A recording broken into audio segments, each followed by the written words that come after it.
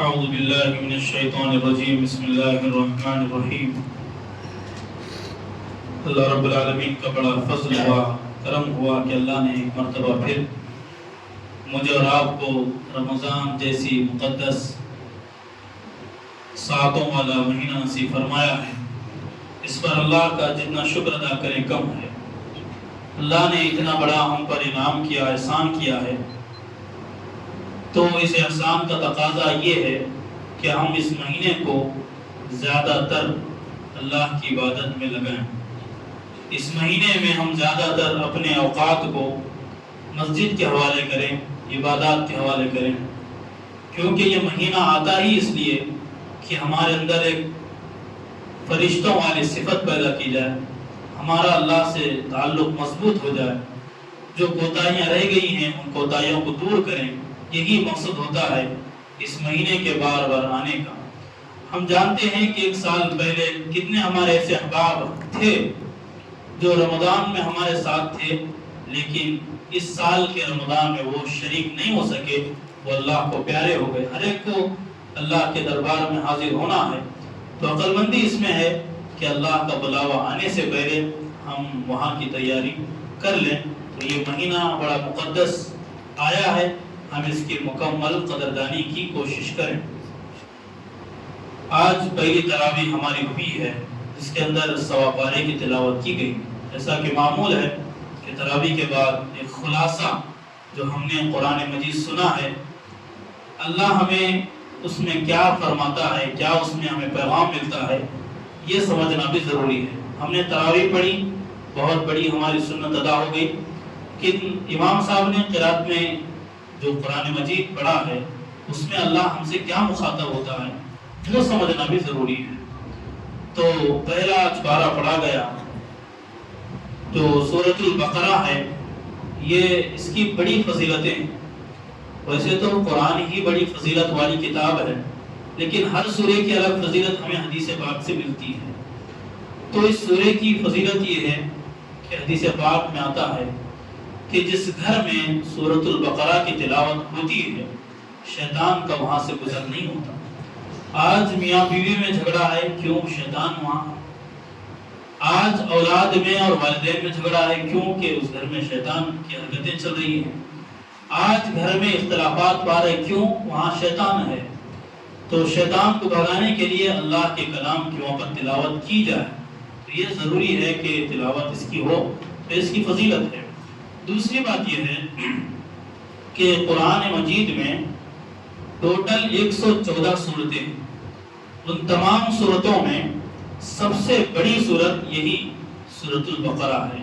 تقریباً 2.5 پارے پر یہ صورت مشتمل ہے، اور اسی صورت کے اندر اللہ نے بے شمار احکامات بیان فرمائے ہیں، بے شمار اس میں واقعات ہیں، اور بے شمار حکمت کی باتیں ہیں، بے شمار اللہ کی وہ بیان کردہ چیزیں ہیں جن سے اللہ نے ہمیں منع فرمایا ہے۔ تو اس اعتبار سے یہ بڑی بابرکت صورت ہے، تو اس کی فضیلت بھی یہی ہے کہ اس کو ہم زیادہ سے زیادہ تلاوت کا معمول بنائیں۔ جو پہلی آیت ہے اور دوسری آیت ہے اس کے اندر اللہ رب العالمین نے اس قرآن کا مقصد بیان کیا کہ ہم نے قرآن کو نازل کیا، تو مقصد کیا ہے اس کا؟ ذالک الکتاب لا ریب فیہ، یہ وہ کتاب ہے جس میں کسی قسم کی شک اور شبہ کی کوئی گنجائش نہیں ہے۔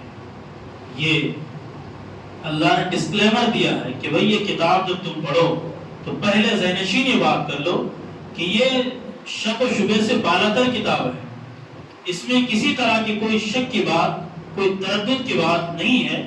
جو بات ہے پوائنٹ ٹو پوائنٹ ہے، جو بات ہے بالکل صریح ہے، صاف ہے۔ اور اس کتاب کا مقصد اللہ نے بیان فرمایا ھدی للمتقین، یہ متقین کی ہدایت کا سامان ہے۔ 3 چیزیں یاد رکھیے، اللہ تعالی یہ رب الناس ہے، نبی اکرم صلی اللہ علیہ وسلم کی ذات کافۃ للناس ہے، اور یہ قرآن مجید ھدی للناس ہے۔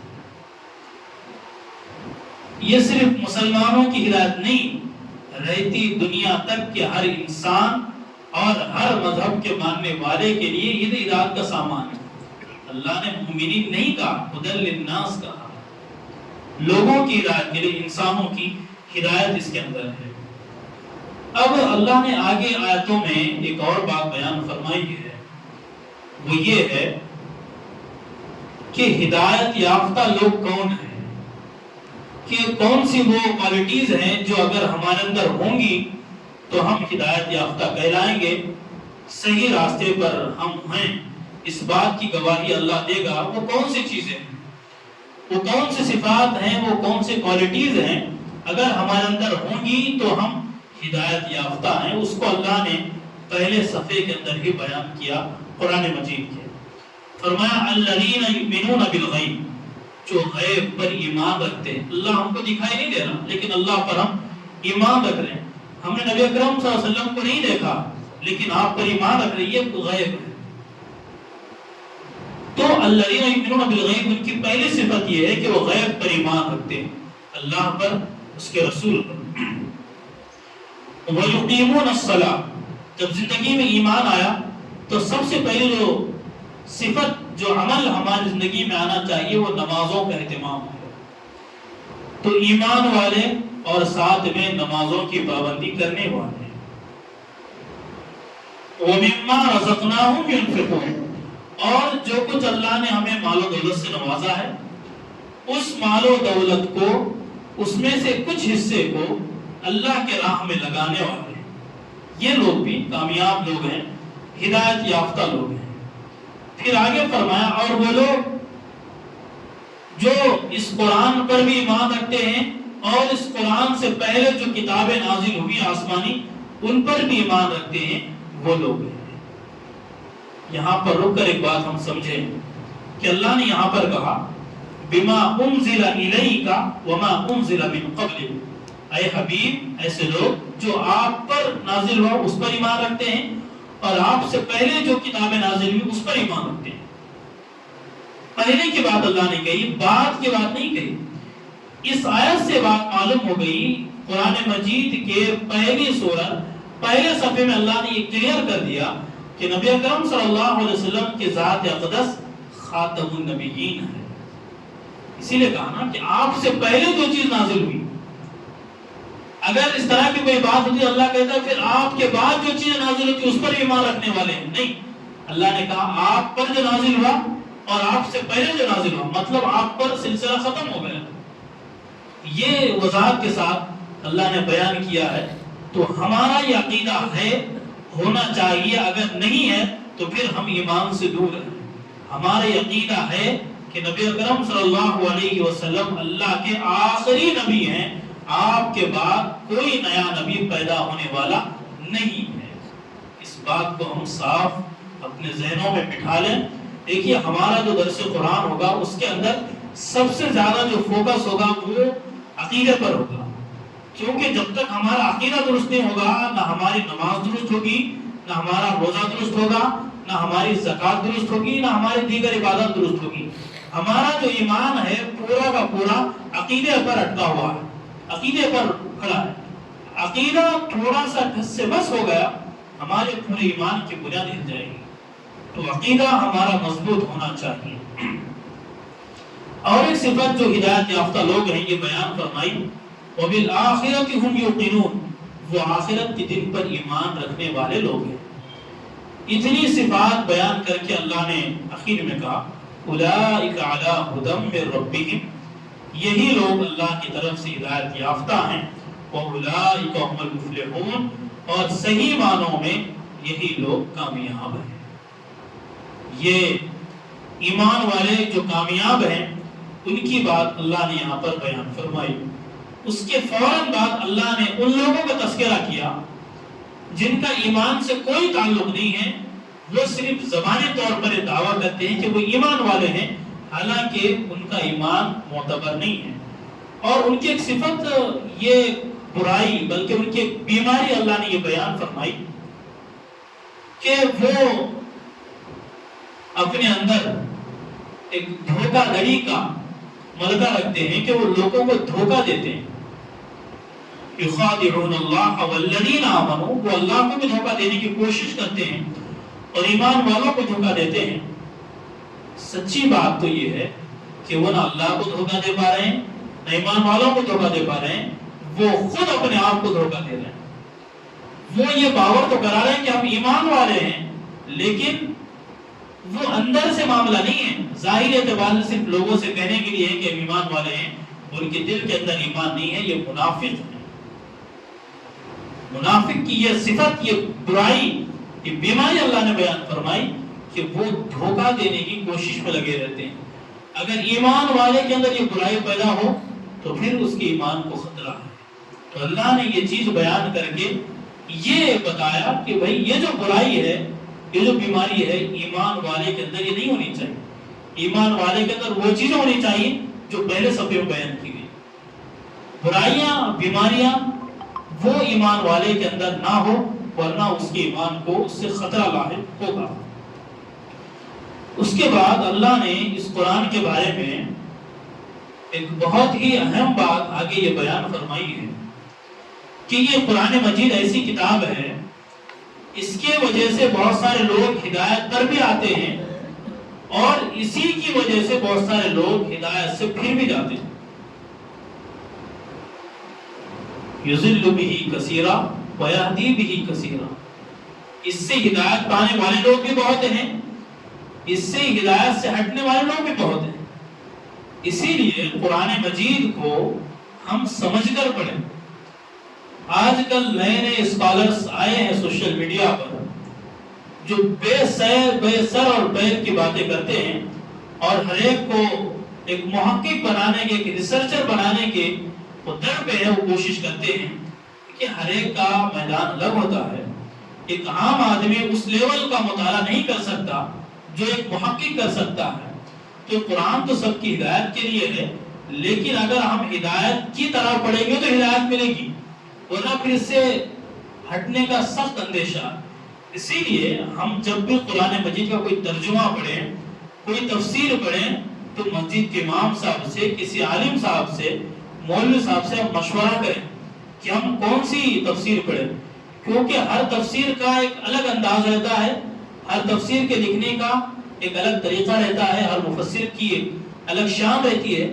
تو وہ عوام کے اعتبار سے کیا ہو، ایک خواص کے اعتبار سے کیا ہو، ایک بہت پڑھا لکھا طبقہ ہے ان کے اعتبار سے کون سی تفسیر ہو، سب کے الگ الگ ہیں۔